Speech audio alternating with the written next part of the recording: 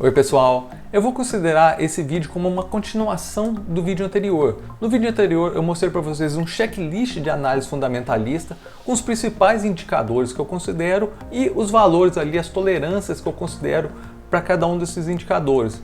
À medida que vocês forem se aprofundando, que vocês forem estudando mais sobre análise fundamentalista, é natural que vocês tirem algum daqueles indicadores ali, vocês não considerem o mesmo indicador que eu considero, ou vocês incluam algum outro indicador. Vocês podem analisar também achando que eu fui muito rigoroso com algum indicador, que ele pode ser um pouco mais aceito, pode ter uma aceitação um pouco mais ampla, ou eu fui muito pouco rigoroso com algum outro indicador. O que eu quero dizer com isso? É que não existe uma receita de bolo quando você vai fazer a análise de uma ação. Independente de ser uma análise fundamentalista ou uma análise técnica, cada pessoa vai ter a sua aceitação para uma empresa. O que a análise fundamentalista, como eu apresentei para vocês, faz? Você pega aí uma empresa hoje, você analisa o passado recente dela. Então aí, 5 anos para o passado, 10 anos para o passado, você vê nessas empresas quais foram as empresas mais lucrativas, quais tiveram as melhores rentabilidades, as melhores margens, e você considera que a empresa vai continuar assim para o futuro. Isso aí é uma tendência que a gente tem sempre de pensar que o que é bom vai continuar bom e o que é ruim vai continuar ruim. Claro que podem ter mudanças nisso, podem ter empresas que eram boas no passado e até hoje elas são boas, mas a partir desse momento ou de alguns anos aí para o futuro, ela passa a ser uma empresa ruim, e pode também ter o caso de empresas ruins do passado que consigam arrumar a casa e realmente começarem a subir no futuro, começarem a melhorar no futuro. A gente não tem como fazer essa análise olhando dessa forma que a gente está olhando, com essa análise fundamentalista. Então, basicamente, o que a gente está fazendo? Pegando as empresas que foram boas no passado recente e imaginando que elas continuem empresas boas no futuro. Por isso é importante você continuar acompanhando as empresas que você compra, pelo menos aí semestralmente ou anualmente, ver como é que a empresa está desempenhando, dar uma olhada nos resultados dela, ver se realmente ela continua tendo aquela subida que ela tinha, se ela está mantendo a margem líquida dela boa, se ela está mantendo o ROI dela bom. E passando um pouquinho mais para frente agora, um questionamento que me foi feito antes de gravar esse vídeo, foram pessoas me perguntando sobre quais empresas são negociadas na bolsa. E realmente, para quem está começando, isso aí é uma dúvida bem pertinente, é uma dúvida bem comum, porque a gente tem na bolsa mais ou menos umas 400 empresas sendo negociadas, e quem está começando nesse mercado agora não sabe realmente quais são as empresas que estão lá dentro. Então eu vou mostrar para vocês aqui como vocês pegam a lista dessas empresas, então como vocês listam todas as empresas que são negociadas na bolsa. E antes de passar para a parte prática do vídeo, eu queria fazer também mais uma ressalva, que é com relação ao conhecimento da empresa. Então vocês podem abrir um código aí de uma empresa, vocês acham na lista ali, clica numa empresa, faz toda a análise e gosta daquela empresa. É importante, é sempre interessante você abrir o site de relacionamento com os investidores e ler alguns relatórios da empresa, seja um relatório trimestral, seja um relatório anual, para conhecer a empresa, para entender o que a empresa faz, para ver como que ela ganha dinheiro, como que ela gera esse lucro dela. Então, à medida que vocês forem investindo na empresa, é legal vocês conhecerem ela, se aproximarem da empresa. Como eu disse para vocês várias vezes já, eu acho que é interessante aí você ter esse sentimento de sócio da empresa. Então, indo para a tela do computador aqui, esse foi o último slide que eu deixei no vídeo para vocês, no último vídeo, que é a sequência de análise que eu faço. Basicamente é um checklist que eu faço antes de comprar uma empresa. Então eu considero sempre primeiro a liquidez dela, vejo se é possível se tornar sócio da empresa. Depois eu olho os principais indicadores de governança da empresa, eu olho os resultados dela, que aqui basicamente são as receitas e lucros da empresa. Eu olho a questão do endividamento da empresa, porque é importante também ver se a empresa é muito endividada. Por fim, eu olho a questão dos dividendos, basicamente só para olhar se ela é uma empresa de crescimento ou se ela é uma empresa de dividendos. E a última coisa que eu olho sempre é a cotação. Então, depois que eu analiso toda a empresa, só aí que eu vou olhar a cotação dela e o PL. Por quê? Porque pode ser uma boa empresa, uma empresa que eu desejo me tornar sócio dela, mas naquele momento ela pode estar sendo negociada a um preço muito alto. Você pode esperar um pouquinho, deixar ela anotada aí de lado, num caderno, numa planilha, e ficar acompanhando ela. Quando a cotação cair, quando o PL atingir valores que você considera interessante, você vai lá e compra essa ação. Então, indo agora para uma parte mais prática do vídeo, eu deixei o site Status Invest aberto aqui para vocês e eu vou mostrar onde que eu olho cada um desses indicadores com vocês. Primeiro, com relação a encontrar as empresas. Então, quando você já conhece a empresa que você quer analisar, você já sabe, ah, Breno, eu quero analisar a Ambev. Você pode vir aqui nessa lupinha e digitar Ambev. Vai aparecer o código de negociação dela. Se você clicar aqui, vai aparecer todos os dados da empresa para você. Mas, ah, Breno, eu não conheço as empresas, eu preciso de uma ajuda para pegar a lista das empresas que são negociadas na bolsa. Então, vocês podem vir aqui em ações, busca avançada, e aqui dentro de busca avançada, vocês vão ter vários indicadores aqui que vocês já podem filtrar as empresas pelos indicadores. No caso aqui, para a gente começar, eu não vou colocar filtro nenhum. Eu vou simplesmente clicar em buscar. Se eu fizer isso, o site lista para a gente todas as empresas que são negociadas na bolsa. Então, basicamente, a gente está pegando todas as empresas sem filtro nenhum. O que eu acho interessante para vocês começarem a analisar? Pega esse site aqui, pega essa planilha, role ela até a direita aqui. Vocês vão ver que o último indicador é o valor de mercado. Quando vocês clicam aqui em cima do valor de mercado, reparem que ele ordena a planilha para a gente. Então, se eu clicar aqui, ele fica do menor para o maior. Aqui tem empresas que têm valor de mercado zero. Basicamente, a empresa aí não vale nada, de certa forma. Ela é uma empresa que pode ser que deve mais do que ela vale.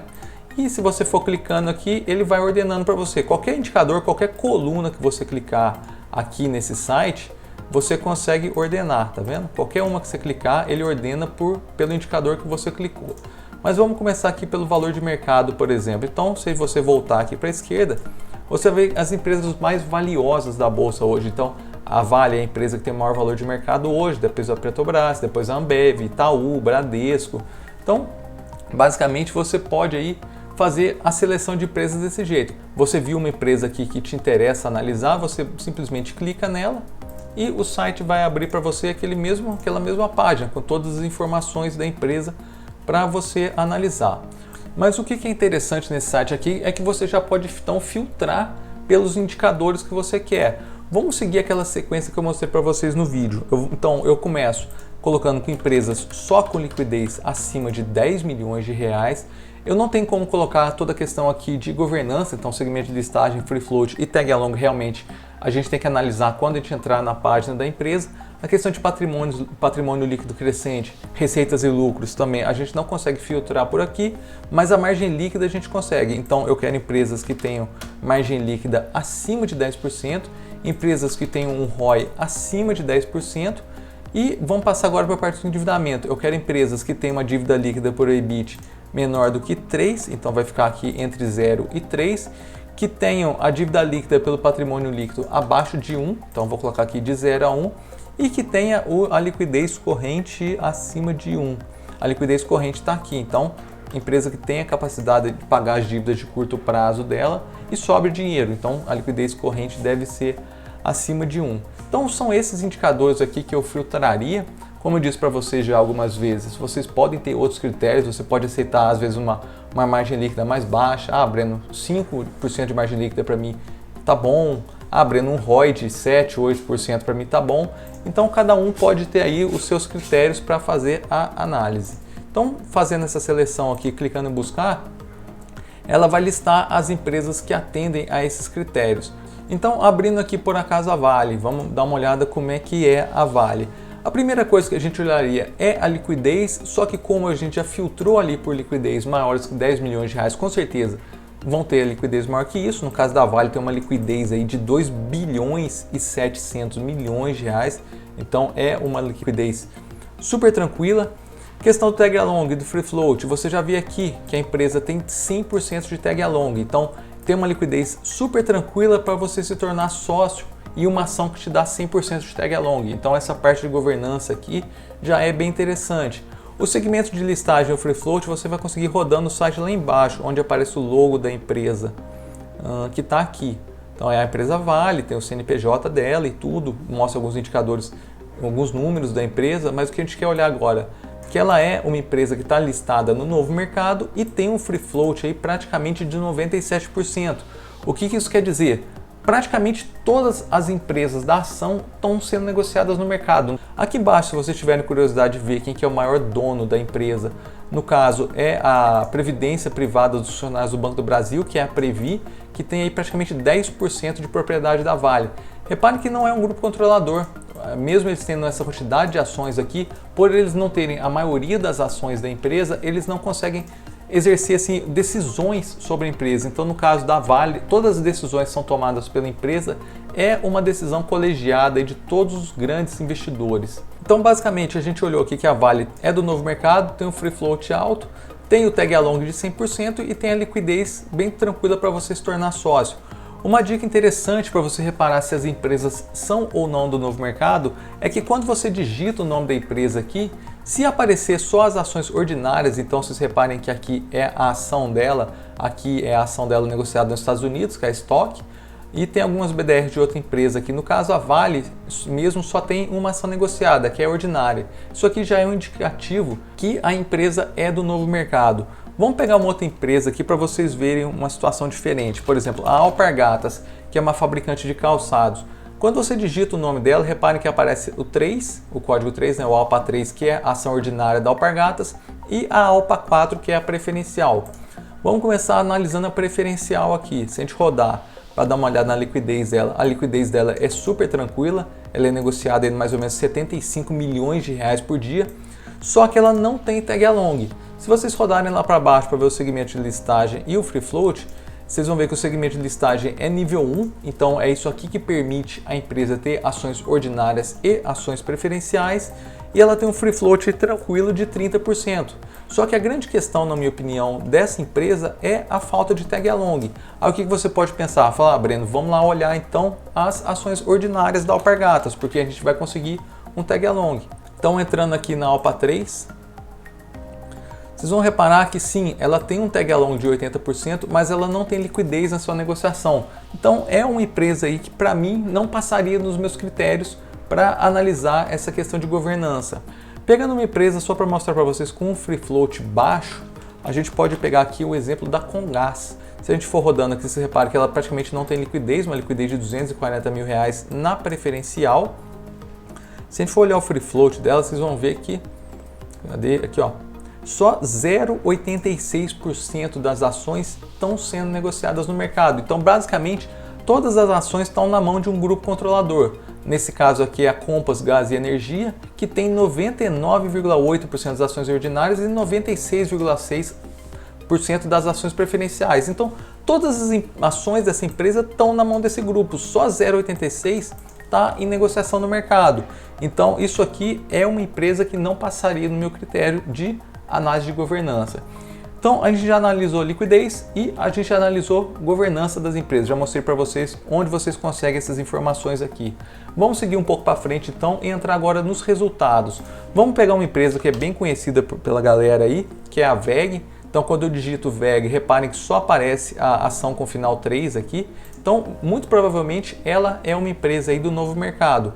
Se a gente rodar aqui para baixo, ela tem uma liquidez tranquila, 260 milhões de reais, um tag along de 100%. Se a gente rodar aqui um pouquinho mais, vai ver que ela é uma empresa que está listada no novo mercado e tem 35% de free float. Então, toda essa parte de governança e liquidez me parece muito tranquila. Agora eu vou mostrar para vocês como vocês olham o patrimônio líquido crescente da empresa. Basicamente, vocês vão rodar o site aqui mais para baixo um pouquinho, é um gráfico de barras, que vai ficar aqui em balanço patrimonial. Então, toda vez que eu venho nesse gráfico, eu clico aqui em máximo para pegar todo o histórico da empresa e desativo tudo aqui. Quando você clica em cima de qualquer indicador aqui desses gráficos, ele some. Então, eu vou deixar só o patrimônio líquido para vocês verem. Então, reparem que no caso da VEG, ela tinha um patrimônio líquido aí na casa de 3 bilhões de reais em 2008. Esse valor foi subindo, atingiu aí de 6 bilhões de reais em 2015, então praticamente ela dobrou o patrimônio dela entre 2008 e 2015. E agora em 2020, ela também basicamente dobrou o patrimônio, foi para 12 bilhões de reais. Então, é uma empresa que vocês veem que no longo prazo tem um crescimento grande de patrimônio, ela tem um crescimento, não é um crescimento constante, então nunca esperem em ações, quando vocês forem fazer investimentos em ações, um crescimento em linha reta, porque o mercado de renda variável, como o próprio nome já diz, varia. Então você tem anos melhores, anos piores, anos melhores, anos piores. Mas a tendência de longo prazo aqui da VEG, vocês reparem que é um crescimento de patrimônio líquido. Vamos dar uma olhada em uma outra empresa que não tem um crescimento tão expressivo assim, a Cielo, que é uma empresa bem conhecida aí das maquininhas de cartão. Você entrando aqui na Cielo, vamos rodar direto lá no patrimônio líquido dela. Então roda, roda, roda. aqui, balanço patrimonial, colocando o máximo, vamos desativar tudo aqui, deixar só o patrimônio líquido para a gente dar uma olhada. Então vocês reparem que é uma empresa que teve um crescimento muito forte do patrimônio líquido aí de 2008 a 2017, saiu da casa aí de 700 milhões de reais e chegou a bater 15 bilhões de reais. Então uma empresa que se multiplicou por 20 praticamente em 10 anos. Só que de 2017 para cá ela não está conseguindo crescer, já tem aí 3 anos, 4 anos que ela está mais ou menos com o mesmo patrimônio, até diminuindo um pouco ele. Podemos pegar uma outra empresa aí para a gente analisar o patrimônio líquido dela, a Oi de telefonia celular e fibra e televisão também. Então a Oi, quando você digita o nome dela, você repara que ela tem o IBR3 e o IBR4, então você já tem um indicativo que ela não é uma empresa do novo mercado, ela tem ações ordinárias e preferenciais, mas vamos rodar lá para baixo, vamos dar uma olhada no balanço patrimonial dela. Então clicando aqui em máximo, vamos limpar tudo aqui, deixar só o patrimônio líquido para a gente dar uma olhada. Então vocês veem que é uma empresa que cresceu de 2008 a 2010, depois ficou mais ou menos estável até 2013, voltou a crescer em 2014, 2015. Em 2016 ela caiu de forma bem significativa.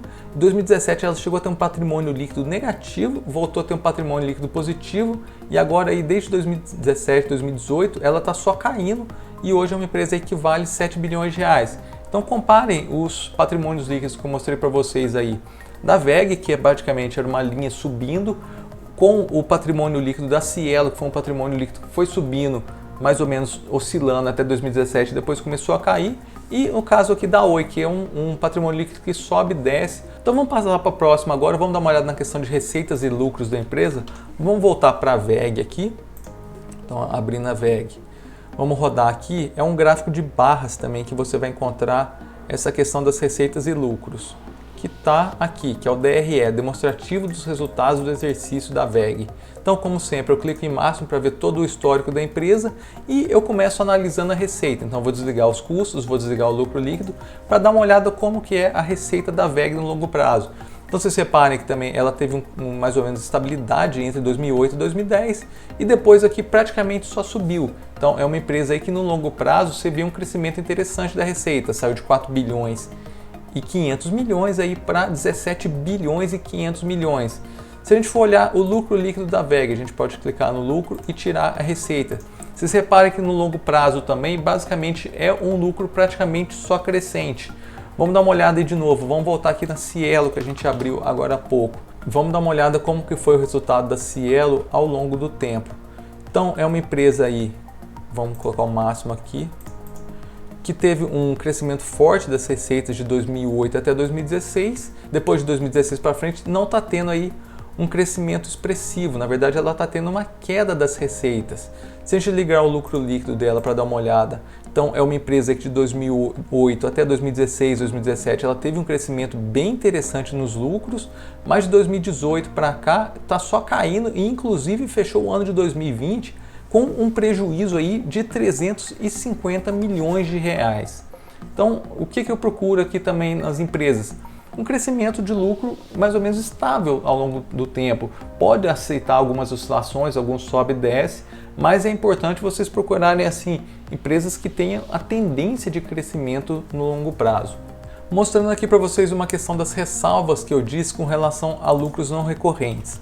Eu sei que a empresa B3, que é a própria bolsa, que é essa B3 SA, ela teve um não recorrente. Então, se a gente for rodar aqui o gráfico para dar uma olhada nas receitas e lucros dela, vamos dar uma olhada no máximo aqui. Reparem que o lucro teve esse salto aqui em 2015, então subiu de 2008 a 2010, ficou estável aí por 4 anos, 5 anos, depois ela subiu, caiu e depois aqui em 2017 só que ela voltou a subir. Mas reparem como foi estranho esse salto de lucro aqui, como parece uma descontinuidade nesse gráfico. Se vocês clicarem aqui para ver o resultado trimestral da empresa, vocês vão ver que isso aqui aconteceu em um único trimestre, que foi no terceiro trimestre de 2015. Então, o que é importante, o que é interessante você analisar aqui? Provavelmente esse foi um lucro que não é operacional da empresa. A empresa não conseguiu esse lucro a partir do trabalho dela. Isso aqui pode ter sido um processo judicial, ou ela pagou mais imposto no passado e conseguiu restituir esse imposto, ou se for um caso negativo, ela deixou de pagar algum imposto e está tendo que pagar. Então acontece de as empresas terem lucros aí não recorrentes. É importante vocês abrirem o site do RI dessa empresa e lerem o relatório de terceiro trimestre de 2015 para entender o que aconteceu na empresa nesse caso. A gente pode pegar um outro exemplo aqui de um lucro não recorrente, que é a própria Oi. A Oi, quando renegociou suas dívidas, quando ela entrou ali com pedido de recuperação judicial, ela teve um lucro não recorrente, porque uma renegociação de dívidas, em termos de contabilidade, entra como um lucro para a empresa. Então, se vocês repararem aqui, a Oi é uma empresa que mais ou menos tinha lucro entre 2010 e 2013, depois ela entrou aí só para ter prejuízo em 2017 até. 2018 ela teve um lucro muito forte, 2019 caiu, 2020 caiu. Então, se a gente for olhar aqui no trimestral, vocês reparem que teve esse salto aqui no lucro da empresa no primeiro trimestre de 2018. Então, uma empresa que vinha sempre tendo prejuízo, de repente ela deu um lucro muito grande e voltou a ter prejuízo. Isso aqui foi um lucro da empresa? Não, isso aqui foi um não recorrente. Ela teve uma questão de renegociação de dívidas aqui. Se você abrir o site de RI da empresa e ler esse relatório do primeiro trimestre de 2018, você vai entender o que aconteceu com a empresa. Então, beleza, eu mostrei para vocês onde vocês vão encontrar aí o patrimônio líquido aqui no site e onde vocês analisam as receitas e lucros e como vocês identificam lucros não recorrentes. Vamos passar para uma outra empresa que eu vou mostrar para vocês agora onde vocês olham a margem líquida, onde vocês olham o ROI, e eu já vou aproveitar e mostrar o endividamento, porque é na mesma tabela a dívida líquida pelo EBITDA, a dívida líquida pelo patrimônio líquido e a liquidez corrente da empresa. Então eu vou entrar agora com a empresa Taesa, que é uma empresa aí, transmissora de energia. Então vocês reparem que não é uma empresa do novo mercado. Quando eu digito o nome dela, aparece ações ordinárias, ações preferenciais e units. Então eu vou entrar aqui na ordinária, só para a gente olhar os indicadores da empresa mesmo. Então ela é uma empresa que tem uma margem líquida, aqui que vocês conseguem encontrar a margem líquida da empresa dentro de indicador de eficiência. Ela tem uma margem líquida de 65% praticamente, então bem tranquilo com relação aos 10% que eu considero. Ela tem um ROI de 37%, que fica aqui dentro de indicador de rentabilidade, então também é um ROI super tranquilo. E com relação ao endividamento, você tem aqui em cima os indicadores de endividamento da empresa. A dívida líquida pelo patrimônio líquido está inferior a 1, então dentro do que eu espero para uma empresa, dentro do que eu gosto de fazer uma análise da empresa. A dívida líquida pelo EBITDA está menor do que 3 e a liquidez corrente da empresa está aí acima de 1. A Taesa, no caso aqui, atenderia a todos os meus critérios. Vamos escolher então agora uma empresa que não atenderia a esses critérios. Uma empresa que eu conheço é a Klabin, que é uma empresa aí, fabricante de papel. Ela também, então, quando você digita o nome, vocês vão reparar que ela não é do novo mercado, ela tem ordinárias, preferenciais e units, mas vamos escolher qualquer uma aqui só para a gente olhar os números da empresa. Então, ela é uma empresa que tem uma margem líquida de 8%, é um pouco abaixo do que eu considero, mas dependendo da situação, daria até para aceitar, daria para entender. Ela tem um ROI interessante, ela tem um ROI de 34%, só que ela é uma empresa bastante endividada. A dívida líquida pelo patrimônio líquido dela é de 7 vezes, então aí ultrapassa bastante o que eu gosto, que é 1. A dívida líquida pelo EBITDA dela está praticamente em 5, então ultrapassa também a questão que eu gosto aí, que é inferior a 3. A liquidez corrente dela é bem tranquila, a liquidez corrente está acima de 1. Só voltando para a VEG agora, que eu quero mostrar para vocês o porquê que os indicadores da VEG você tem que tomar um pouquinho de cuidado para entender. Repare que a dívida líquida da VEG pelo patrimônio líquido é negativa, a dívida líquida pelo EBITDA é negativa e a liquidez corrente dela é super tranquila. Por que a dívida líquida pelo EBITDA e pelo patrimônio líquido são negativas? Porque no caso da VEG, ela tem mais dinheiro em caixa do que ela deve. Então, se vocês rodarem aqui para baixo, naquela mesma tela que eu tinha mostrado que tem o logo da empresa, reparem que aqui mostra a dívida da empresa. Então, ela tem 1 bilhão e 700 milhões de reais em dívida, só que ela tem em dinheiro na mão 3 bilhões e 800 milhões de reais. Então, se ela pegar todo o dinheiro que ela tem e pagar a dívida dela, ainda sobra 2 bilhões e 100 milhões de reais. Então, a dívida líquida dela é uma dívida negativa. Então, isso aqui acaba distorcendo esses indicadores, acaba ficando esses indicadores negativos. E se vocês encontrarem uma empresa com esses indicadores, nesse caso aqui é bem tranquilo. O que vocês precisam tomar cuidado, quando a empresa tem esse indicador negativo, mas tem uma dívida líquida positiva. Então quer dizer que o EBITDA da empresa, que é aí uma medida de lucro da empresa, é negativo. É uma empresa que tem prejuízo. Então vocês têm que tomar cuidado para analisar se esses indicadores aqui forem negativos, realmente se é pela questão da empresa ter mais dinheiro do que dívida. Uma outra empresa que é bem comum, bem famosa de ter mais dinheiro do que dívida é a Ambev. Se vocês olharem a Ambev aqui, ela tem esses indicadores também negativos e vocês olhando aqui embaixo, ela é uma empresa que tem mais dinheiro do que dívida. Ela tem uma dívida de 5 bilhões de reais, mas tem 19 bilhões de reais em caixa. Outras empresas que vocês analisarem aí não vão ter tanto dinheiro em caixa assim. Então, voltando no caso da Taesa. A Taesa tem uma dívida aí de 6 bilhões de reais e tem 1 bilhão de reais em caixa. Então, são 5 bilhões aí de dívida líquida. Por isso que ela tem esses indicadores aqui positivos. Beleza? Então, a gente passou já pela liquidez, pela governança, pela questão de resultados e endividamento. Vamos passar agora a olhar os dividendos da empresa. Então, voltando aqui para a Ambev, que é uma empresa aí super madura já no mercado brasileiro, é uma empresa que basicamente não tem mais para onde crescer. Vamos entender como é que a gente identifica isso aí nos dividendos dela, no payout dela. Então, rodando o site aqui para baixo, vocês vão encontrar essa parte aqui de payout da Ambev. Essa parte ainda está em implantação no site, então vocês vão ver que tem alguns erros, às vezes quando aparecem alguns valores errados. Então, sempre colocando em máximo para ver todo o histórico da empresa aqui. Então, reparem que os anos de 2010, 11, 12 e 13 estão com algum problema no site que ele não está conseguindo calcular, mas dá para a gente fazer uma análise interessante aqui entre os anos de 2014 e 2020. Como eu estou gravando esse vídeo em 2021, esse ano não está fechado, eu recomendo também que vocês ignorem esse ano. Então, o que eu disse para vocês no último vídeo? Como que a gente identifica aí uma empresa de dividendos, uma empresa mais madura? É uma empresa que basicamente distribui todos os lucros dela como dividendos. Então, reparem aqui que o payout da Ambev, que é essa linha aqui, foi 99,29% em 2014. Então, 99% do lucro dela, ela distribuiu como dividendos. E dá para ver aqui, então, que ela teve um lucro de 12 bilhões de reais e dividiu 11,9 bilhões de reais como dividendos. Se a gente for olhar em 2015, ela dividiu 79% dos lucros dela aí como dividendos.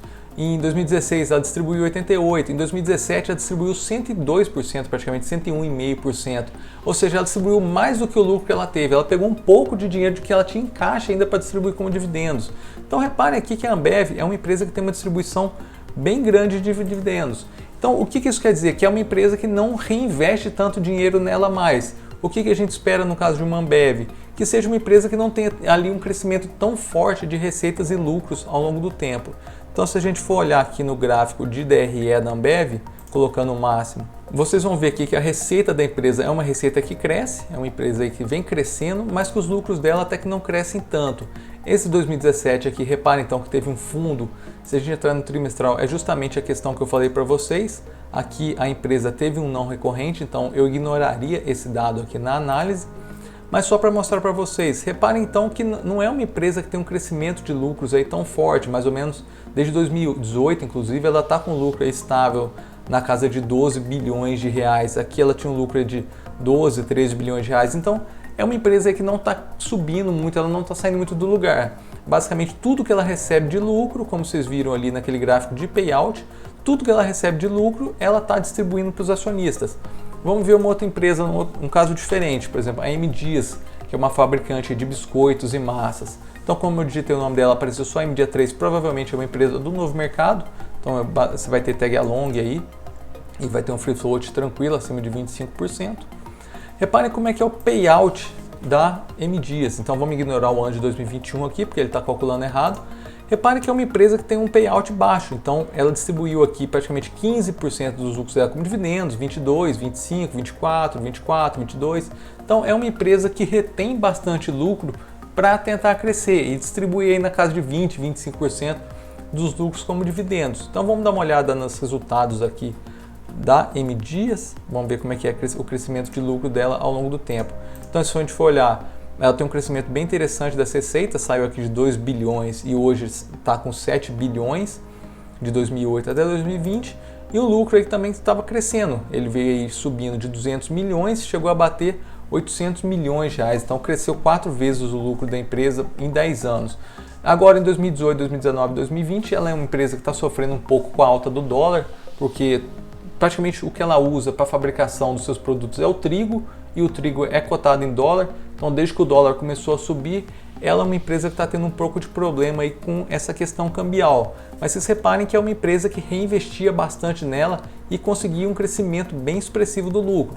Eu mostrei para vocês a Ambev. A Ambev ali era 11, 12, 13, 12, 13 bilhões, então mais ou menos constante ali, um crescimento constante, um lucro constante, e essa empresa aqui triplicou, quadruplicou o lucro dela ao longo de 10 anos. Então ela é uma empresa de crescimento, eu consideraria a M Dias uma empresa de crescimento e a Ambev aí já uma empresa mais madura, uma empresa de dividendos.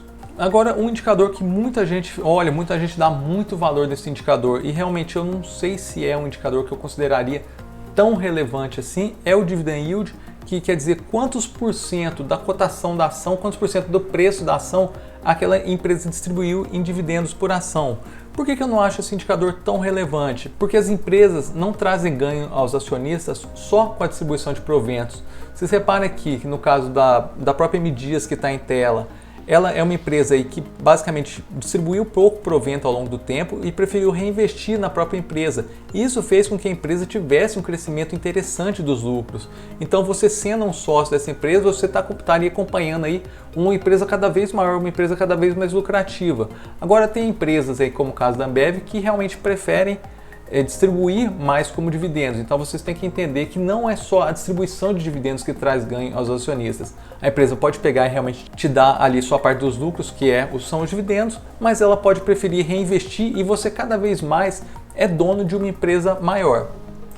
O dividend yield você consegue aqui logo que você abre o site. Então o yield aqui quer dizer que se você paga R$31 nessa empresa aqui hoje, você espera receber mais ou menos 1,78% de dividendos. Foi o que aconteceu no último ano, que dá aí 55 centavos por ação.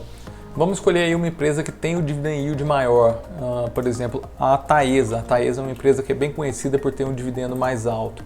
Então se a gente abrir a Taesa aqui, você pagaria hoje R$ 37,42 em cada ação da Taesa e nos últimos 12 meses ela distribuiu por ação R$ 5,00 de dividendos, que dá aí um dividend yield de 14%. Então basicamente é uma empresa que está preferindo distribuir mais dividendo para os acionistas do que investir nela mesma. A gente até pode confirmar esse dado aqui no gráfico de payout. Então vindo aqui no payout da Taesa, você separa que o payout dela é bem alto, 80%, 65%, 68%, 84%. Então é uma empresa que prefere distribuir dividendos aos acionistas. Como eu disse, não tem certo e errado aqui. Basicamente, algumas empresas distribuem mais proventos para os acionistas e outras preferem reinvestir no negócio. Então, para a gente encerrar aqui, a gente já falou sobre liquidez, já falou sobre governança, já falou sobre os resultados, já falou sobre endividamento e a gente está aqui agora no dividendo. Vamos passar agora para a análise do PL. Então vamos abrir aqui uma empresa que a gente não abriu ainda, por exemplo, o Itaú, o Banco Itaú, que ele tem ações ordinárias e preferenciais. Então vamos abrir preferencial aqui só para dar uma olhada.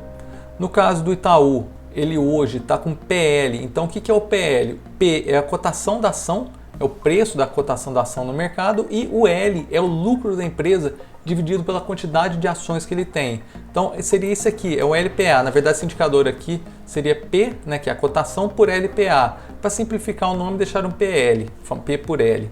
Hoje ela está sendo negociada a 13,72. O que eu disse para vocês? Alguns analistas têm números fixos para o PL. Normalmente esse número é 15, bastante analista gosta do número 15. Empresas que estão sendo negociadas abaixo de 15 são empresas que estão sendo negociadas a valores baixos, são empresas que estão baratas no mercado, e empresas com indicadores acima de 15 são empresas que estão sendo negociadas a preços caros. Quanto mais abaixo de 15, mais barata ela está, quanto mais acima de 15, mais cara ela está. Só que, como eu disse, eu prefiro analisar com relação ao histórico da própria empresa. E como que vocês conseguem fazer isso? Clicando nesse gráfico aqui. Nesse gráficozinho do lado do indicador, ele te mostra qual que é o PL histórico de negociação do Itaú aqui, por exemplo. Então ele está mostrando que, em média, no passado, o Itaú foi negociado a 11, a um PL de 11, e hoje está em 13,72. Aqui ele já mostra para a gente aqui que está até 23% acima da média. Ele teve um mínimo em 2015 de 6,22 e um máximo em 2020 de 16,40. Então, se você for fazer uma análise desse tipo, o que pode te indicar isso aqui? Que hoje a cotação do Itaú está um pouco elevada em relação ao seu lucro e em relação ao seu histórico.